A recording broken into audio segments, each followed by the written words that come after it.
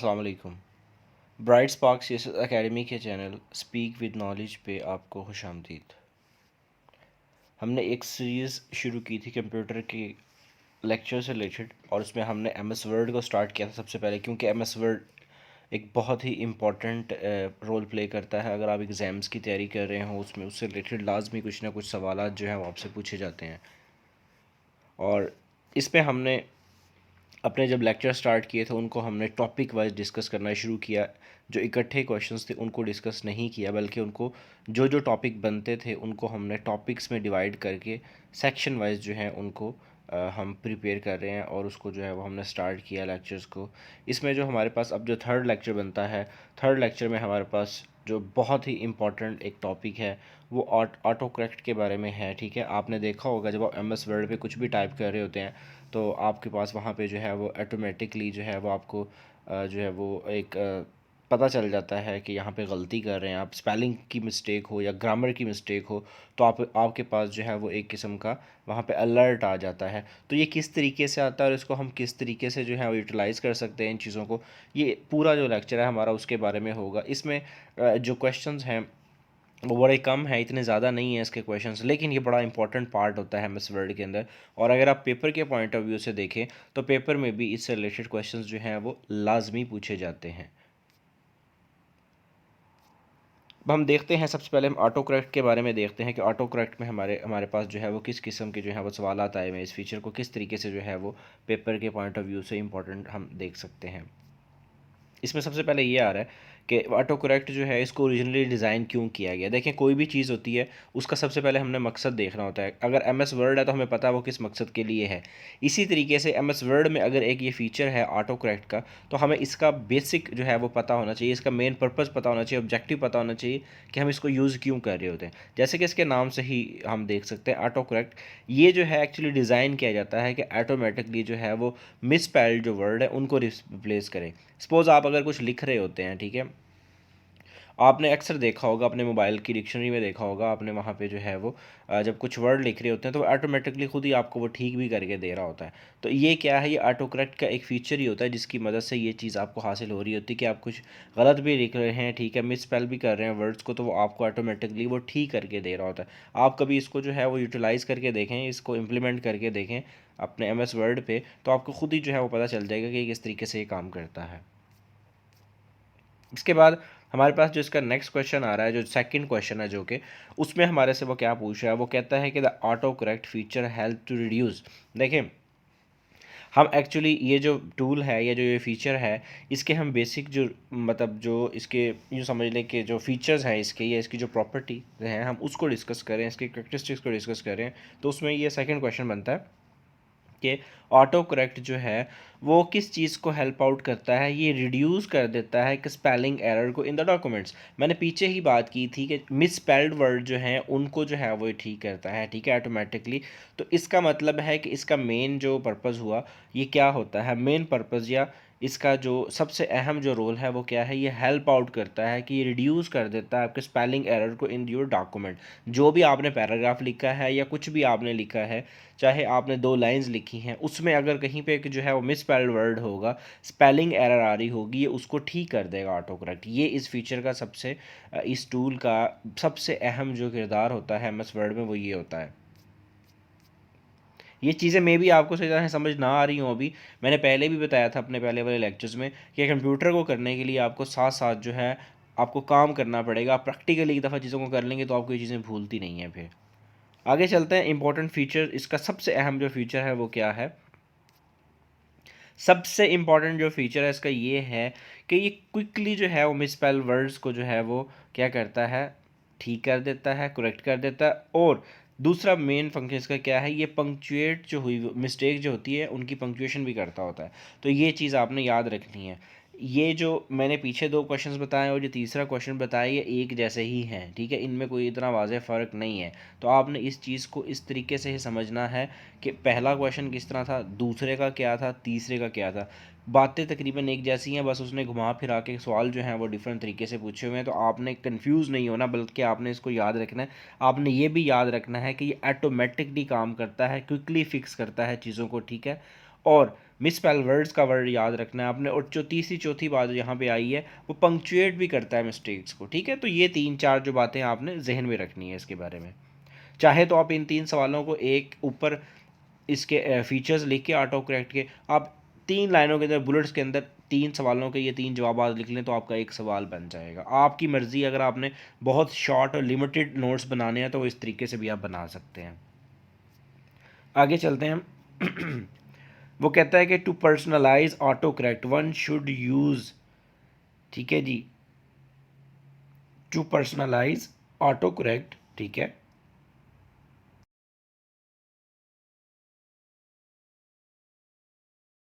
इसको थोड़ा समझने की ज़रूरत है।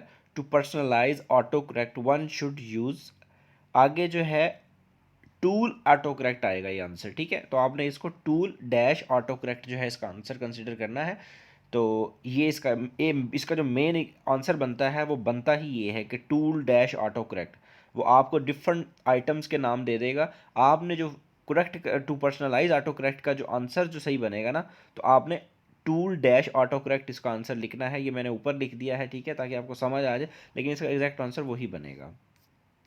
आगे चलते हैं हम फिफ्थ क्वेश्चन की तरफ। हमारे पास जो फिफ्थ क्वेश्चन है वो पूछ रहा है कि while creating an auto correct entry, जब आप एंट्री कर रहे होते हैं ऑटो करेक्ट की, ठीक है, तो आप क्या करते हैं, the best name one can assign to this particular entry, उस एंट्री का जो पर्टिकुलर नाम रखा जा सकता है उसको हम क्या कहते हैं, सब डुअल कहते हैं। तो ये भी आपने याद रखना है, इतना इंपॉर्टेंट सवाल नहीं है लेकिन आपको पता होना चाहिए, आपने इंप्लीमेंटेशन इसकी करके देख लेनी है।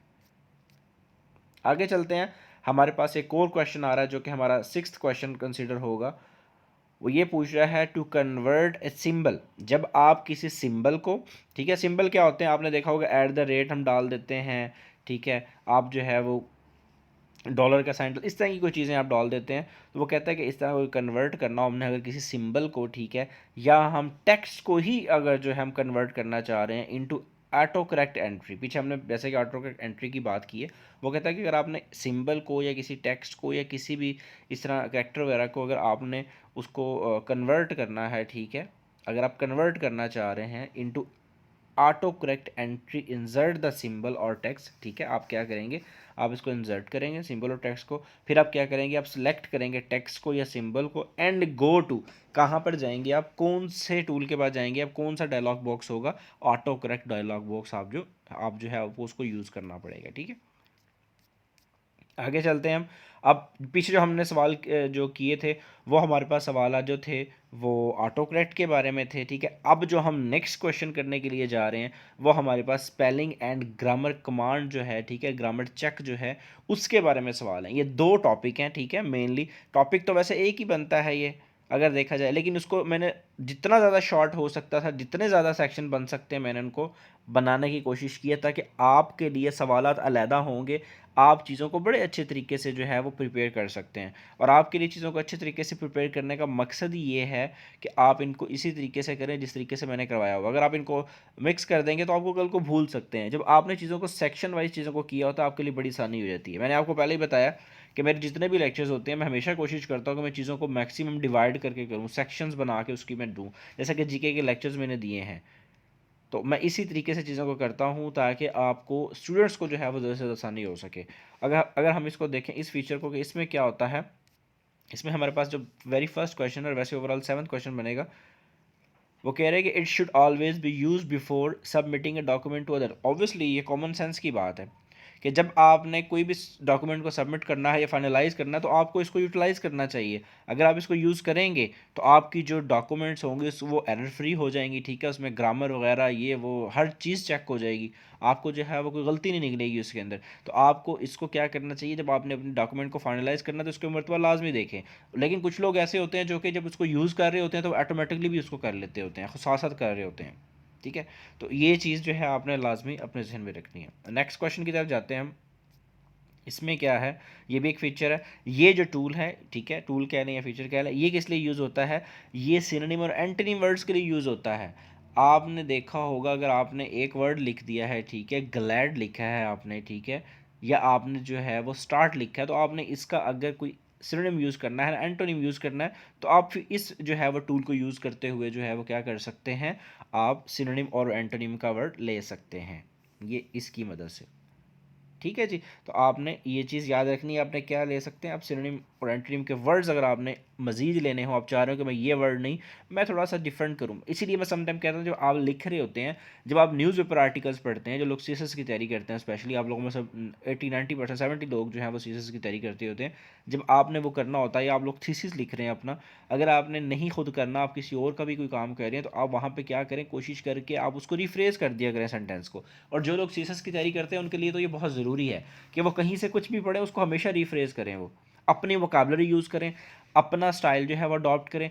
और अपने स्टाइल के अंदर हमेशा याद रखिएगा, जस्ट आप सिनोनिम एंटोनिम ही को नहीं यूज़ करेंगे डिफरेंट, आपको अपनी राइटिंग में अपने काम के अंदर ईडियम्स फ्रेजल वर्ब्स का यूज़ जब तक नहीं ना करना आएगा, अपनी राइटिंग के अंदर आपके फ्रेजल वर्ब्स और ईडियम्स वगैरह को आप यूज़ नहीं करेंगे, ठीक है, उनके ऊपर कमांड नहीं होगी, आपकी इंग्लिश का एक्सप्रेशन इंप्रूव नहीं हो सकता। हमेशा याद रखिएगा, जो लोग इंग्लिश लिखते हुए अच्छे से अच्छे वोकैबुलरी यूज़ करते हैं और ये जो आपका ईडियम्स होते हैं या फ्रेजल वर्ब्स होते हैं, इनको अगर यूटिलाइज़ करते हैं ना, उनकी जो इंग्लिश होती है उसके अंदर खुद ब खुद निखार आना शुरू हो जाता है। और ये चीज़ें कैसे होती हैं, ये इसी तरह से होते हैं कि आप इनको डेली बेसिस पे याद करें और इनको फिर यूज़ करें। हमारे यूट्यूब चैनल के ऊपर, ठीक है, एक लिस्ट बनेगी अलहदा से जिसके अंदर ईडियम्स अलहदा होंगे और इंशाल्लाह 3-4 हज़ार ईडियम्स करवाए जाएंगे और पेयर ऑफ वर्ड्स होंगे वो करवाए जाएंगे। तो आप उस लिस्ट का वेट करें, ठीक है, वो इंशाल्लाह कमिंग वीक में जो है वो हमारा एक नया जो है वो इंग्लिश का मतलब जो है वो प्लेलिस्ट वहाँ पे डाली जाएगी, नए लेक्चर स्टार्ट होंगे, आपने वो लाजमी सुनने हैं, ठीक है। तो आप अगर उन चीज़ों को फॉलो करेंगे, आपकी वोकैबुलरी खुद इन्हांस होना शुरू हो जाएगी और आपकी इंग्लिश जो है बहुत अच्छी होना शुरू हो जाएगी। आगे चलते हैं।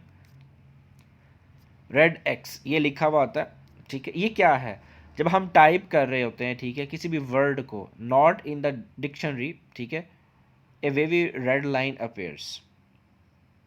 जो वर्ड आप टाइप करते हैं वो अगर आपकी डिक्शनरी में नहीं है, ठीक है, तो वो क्या होगा, आपके पास ये एक जो है वो रेड सी लाइन आ जाती है। तो आपने ये चीज़ याद रखनी है कि रेड एक्स यानी कि इसको हम कहेंगे रेड एक्स, वैसे ये रेड लाइन होती है, ठीक है। जब आप ये करके देखेंगे मैं इस वर्ड पे, आपको समझ आ जाएगी। आप ऐसे ही कोई वर्ड लिख दें जो वर्ड डिक्शनरी में होता ही नहीं है आप अपनी तरफ से लिख देते होते हैं, तो आपके पास ये अपेयर हो जाएगी। आगे चलते हैं, ये बहुत इंपॉर्टेंट है। वो कहता है कि to indicate spelling and grammar errors in document, क्या होता है, रिव्यू टैब जो होता है, ठीक है, उसके ऊपर क्लिक करें, वहाँ पे स्पेलिंग एंड ग्रामर पे आपको स्पेलिंग एरर जो हैं वो शो हो जाएंगी रेड टेक्स्ट के अंदर जो है उसी वक्त ही। अगर आप चेक करना चाह रहे हैं ना, अगर आप चाह रहे हैं कि आपकी क्या ग्रामर एरर हैं आपकी जो डॉक्यूमेंट्स है उसके अंदर, तो अगर आपने ये चीज़ मालूम करनी है तो आपको क्या करना होगा, आपको इस रिव्यू टैब के अंदर जाना होगा। ये बहुत इंपॉर्टेंट है, याद रखिएगा। इसका जो लिंक है ना, ये grammar and spelling errors indication का, ये इसके अंदर इस टैब के अंदर होगा। ये सवाल आपको आ सकता है, आपने ये रिव्यू टैब का जहन में रखना है, इसको भूलना नहीं है। ये मैं बार बार आपको बता रहा हूँ, आपने अपने भी नोट्स बना रहे होंगे, आपने वहाँ पे इसको लाजमी देख लेना है। आगे चलते हैं। देर आर 3 बेसिक टाइप्स होती हैं, ठीक है, there are 3 basic types of spelling and grammar errors. किस में, एम एस वर्ड में आपको जो शो होती हैं। सबसे पहली बात ये 2-3 सवाल थे जिनको मैंने मर्ज करके कर दिया। सबसे पहले रेड लाइन अपेयर होती है आपके पास, ये क्या इंडिकेट करती है, मिस स्पेल्ड वर्ड को करती है, स्पेलिंग मिस्टेक होती है किसी वर्ड में, ये लिखा हुआ है यहाँ पे, it actually indicates miss spelled word, ठीक है, स्पेलिंग मिस्टेक होती है कहीं पे।